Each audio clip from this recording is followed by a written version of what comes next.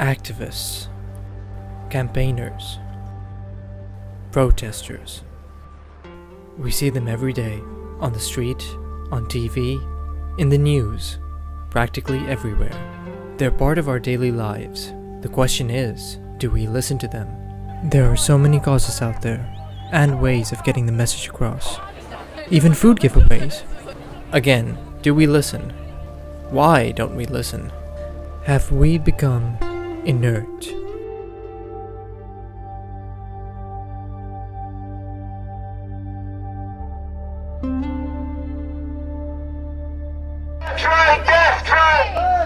We followed a group of animal rights activists over the course of a few demonstrations to see who reacts to them and how. First, let's take a look at the businesses, the various corporations and companies that are being protested against. This group is CAFT, the Coalition Against the Fur Trade. They gather here every Sunday to protest against the sale of fur at this shop in Brick Lane, as well as the mother of all department stores, Harrods. When we went to investigate, we discovered that Beyond Retro had filed an injunction against the protesters. Naturally, they refused to speak to us. Similarly, Harrods gave the protesters a restricted space. And now they've got these studs in the floor. They're around each door.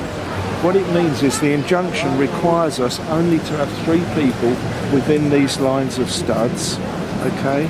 They're just there to make money. I once saw someone get arrested outside a fur shop in Brick Lane because they refused to They refused to move over the other side of the road.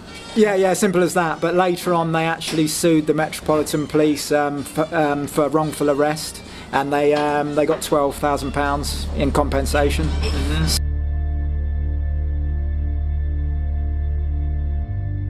For activists, interaction with the police is a very regular occurrence. The reaction of the law enforcement authorities can be crucial to the success of any demonstration. A contrast has to be made between the media image of the police that we were familiar with and what we witnessed firsthand. These police officers refused to speak on camera, but explained their presence at the demonstration.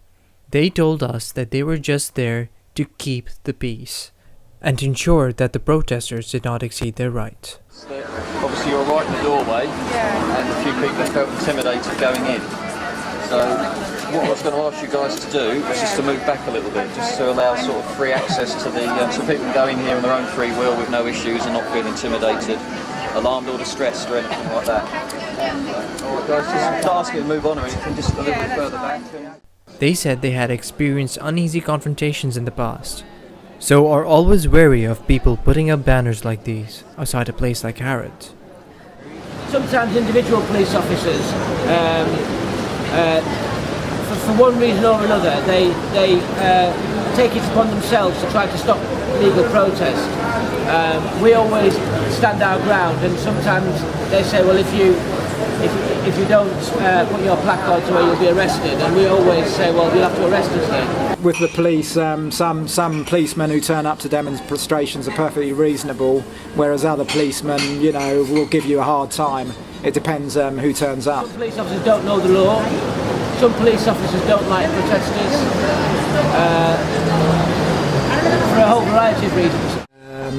You may have heard in the media, animal rights. Some animal rights activists have been jailed for long periods of time.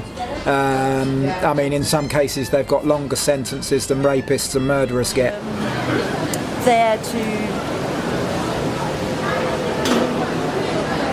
to protect the state, but what the state, they are just the handlangers, but the state protects animal cruelty, unfortunately. Yes, the problem is that society, the way society is stacked in favour of big business, and even when the vast majority of the public are against something, you can't change it. So sometimes people turn to direct action because they find that democracy doesn't work for them, and so they're forced to take direct action. And in fact, that's happened throughout history. People have used direct action when democracy hasn't worked.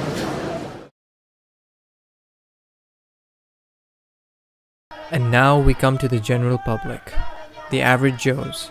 The people whom activists are most desperate to reach. From what we observed, reactions from the public can be seen in 3 different ways: disinterested, curious, and opinionated. Opinionated responses can be further divided into 3 kinds: the supportive, the resistive, and the confrontational.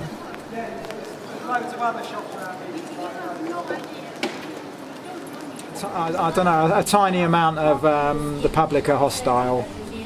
Verbal conflicts a lot, yeah, and you get that a lot because people have different attitudes. Always have good and bad feedback. You always have people that feel that you're attacking them. About 50-50, I think 50% of people are willing to learn about it, are willing to hear and to see, and 50% I have the impression, I might be wrong, that they're not so interested.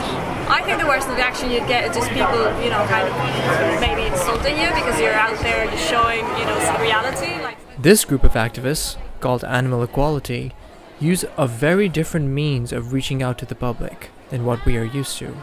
Rather than stand in Covent Garden with just banners and flyers, they are actually offering the public something interesting. Food. Vegan food. This is clearly a far more effective way of reaching out to people. Compare this to the work of CAFT we've just seen. It provokes virtually no involvement from the authorities or the establishments. Well, actually, you do have very good feedback because you're offering something like vegan food, and that's the key. That's the key difference. Yeah, exactly. You're offering something, and you're saying, look, you have a choice. We have the choice to listen and to act ourselves.